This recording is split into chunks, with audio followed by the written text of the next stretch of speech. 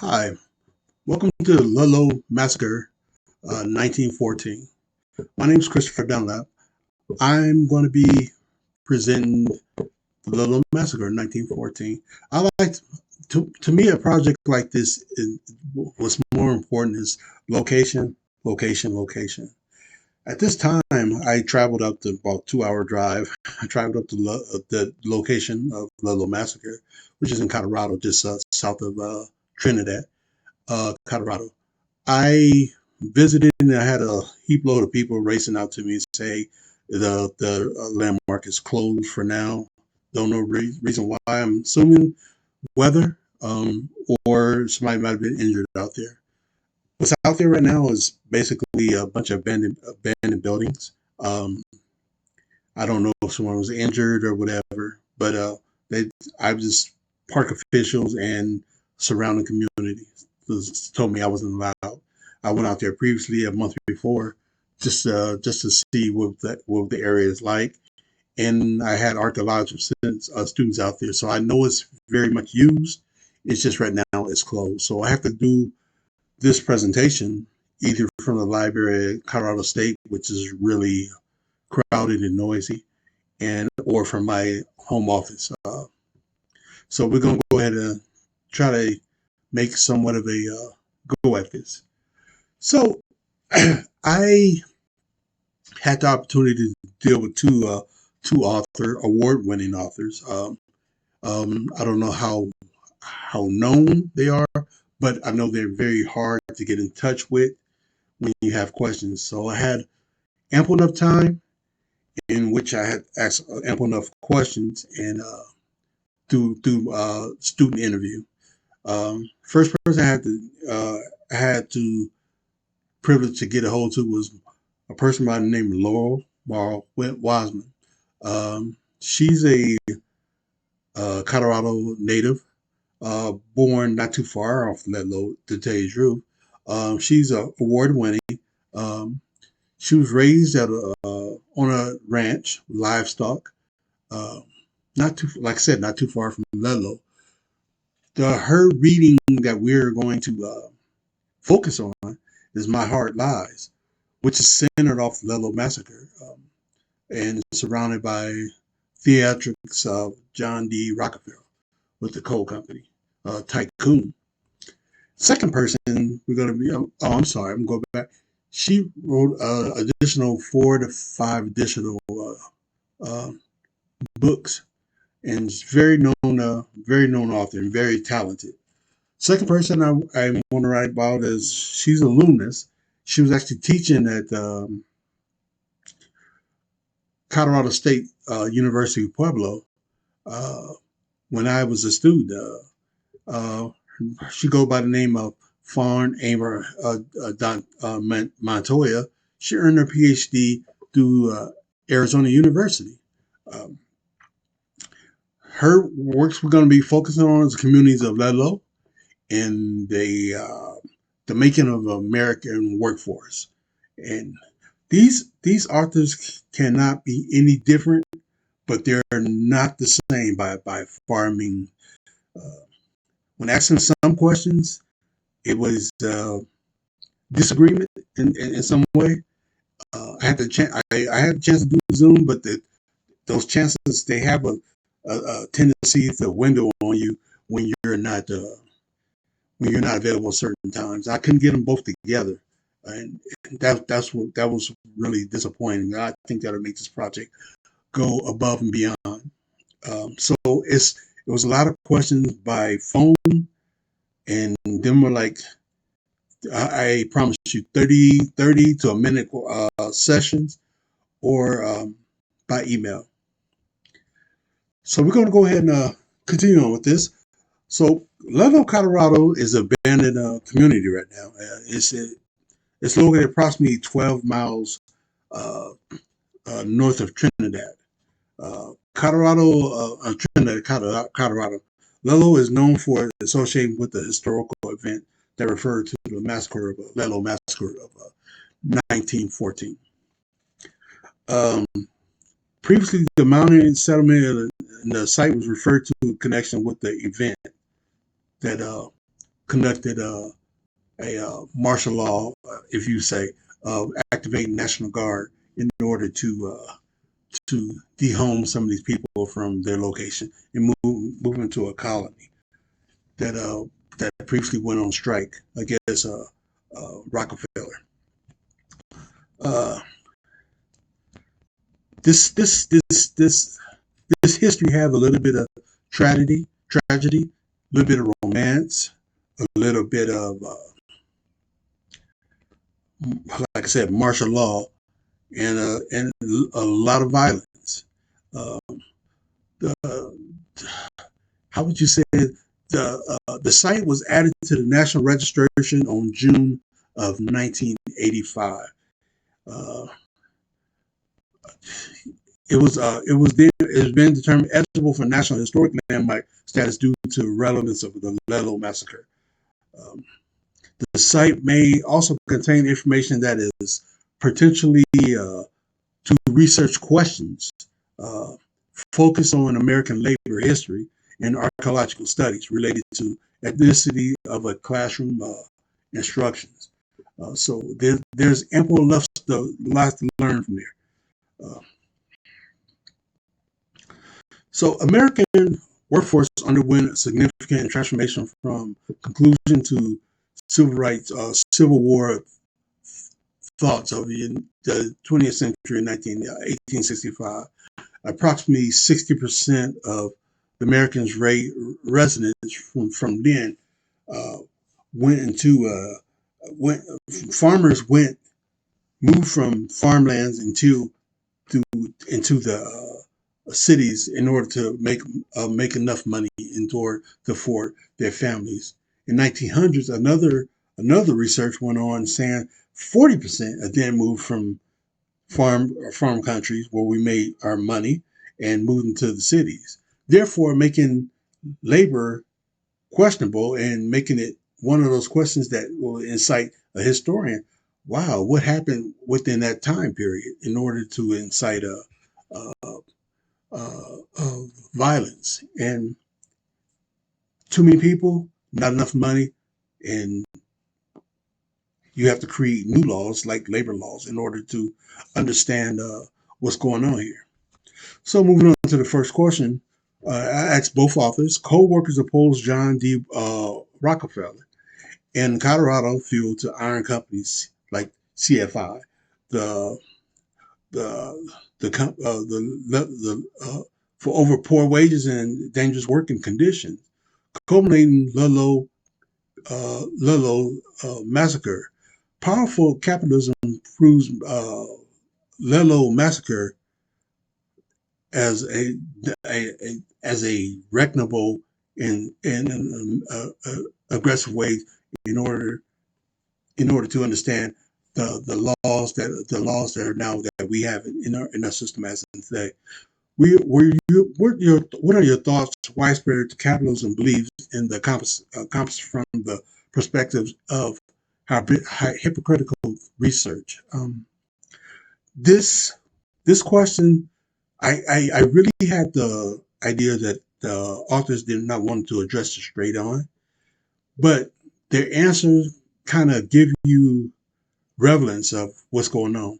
The United States was also they replied when I shrink those the questions together and implement them both authors. The United States was often described as capitalist, and when I say capitalist, description of capitalism, the United States described capitalism as economy, a term coined in the 19th century.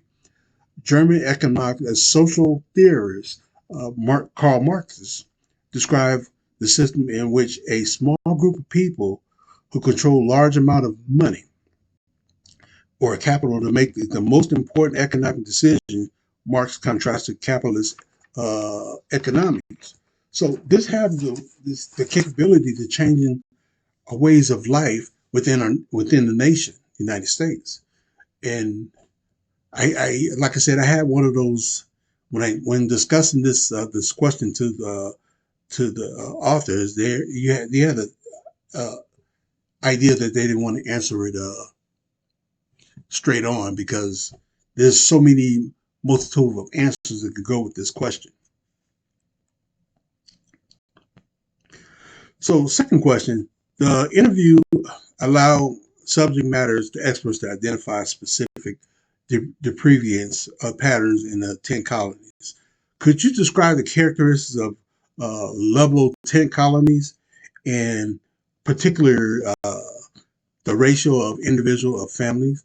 What economic difficulties did the colonies encounter? Average person would say, "Hey, yeah, it's the rich against the poor, uh, rich rich win."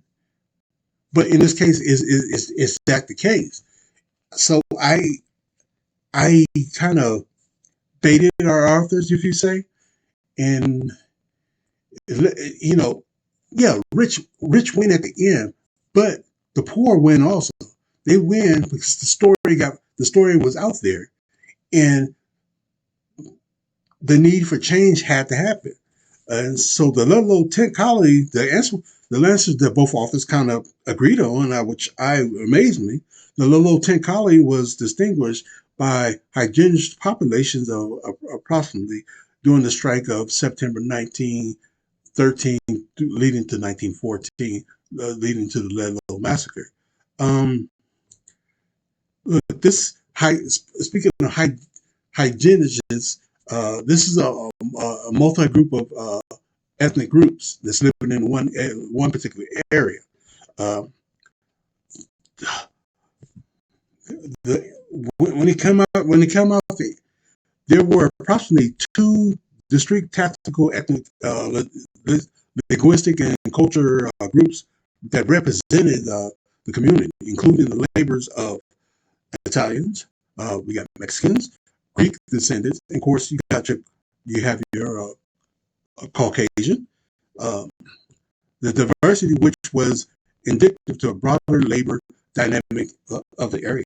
So yeah, when all these groups come together, it's not as much confusing, but it can be argumental that okay, who's going to lead us through this? How are we going to get through this? Because we're in a little trouble here. So third question, let's see here, if I can remember here. Oh, the fundamental issues uh, that were emphasized during the Ludlow Massacre events are reflected in contemporary labor disputes, which range from unionization efforts, protests over workplace safety, the campaign of living wages. Who were the recipients of prospective produced by labor? Wow, good question, right? Uh, The Colorado Fuel Iron Company, a significant employer of the primary beneficiary of prosperity generation by labor during the Ludlow Massacre. Yeah, you gotta, the rich have this. You know, they're the contributor. What are the what were the methods where the individuals can collaborate to achieve a more equitable society? This was the second part of that question, the combat question, and they the beneficiary of the perspective that was generated. Authority is not solely determined by the individual who issued directive or those who execute them. The premier ever aspect of interaction and the complex social phenomena, authority structures influence the perspective of ourselves or others in a society, from family dynamics to workforce uh, hierarchies. All right. So, leading into that, one question I have, you know, I had to understand how are the people in these colonies, what were their behaviors, what were their my thoughts. Ludlow tent colonies, diverse inhabitants of daily inactive, were fascinating. The multilingual miners use uh, union tactics to unify the workers, which is studied by archaeologists. Scholars can also examine how the colony uh, distributed resources and how these reflected distinctions. Were ethnic barriers and strike colonies intentionally maintained? How did the Ludlow strike address ethnic differences to build classic consciousness? Wow, this is bound to the bound to the down and earth. Uh, I had archaeology students actually address this, and they answered it very professionally. It enabled an investigation on spiritual structures of the colony, as well as distributing the items, allowing for us as readers, for us to examine the union procedures and social difference process. This is like a very professional and very specific and to the point answer.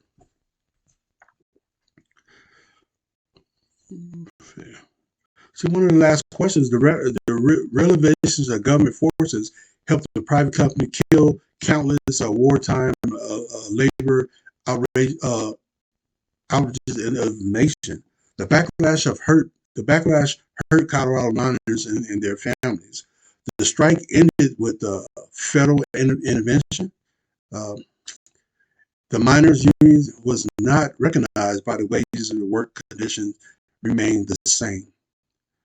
Consider the economic and abolition idealism, particular uh, power of the modernism. Does this comparison require evaluation, and can you identify the unconsciousness? I asked both of our distinguished authors, and the reply was essentially the miners of the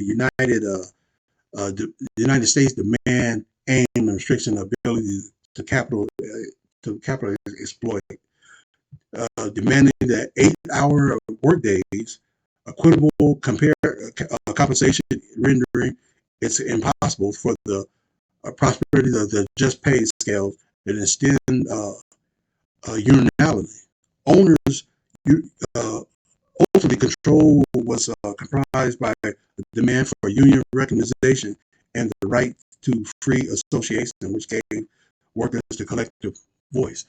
You know, exploiting this, reading it, researching this, I learned that sometimes it wasn't being compensated with money. It was being compensated with coal. They were being paid with coal. And that's how bad it got. That's how this disagreement ignited into a full blown fire. Um, According to this, I wrote a appreciative letter to uh, to the authors, and I let them know their contribution to the economic community. I'm sorry, academic community, and which have provided scholars an essential insight of significant uh, points of this topic, of this history, and it is a great contribution to history.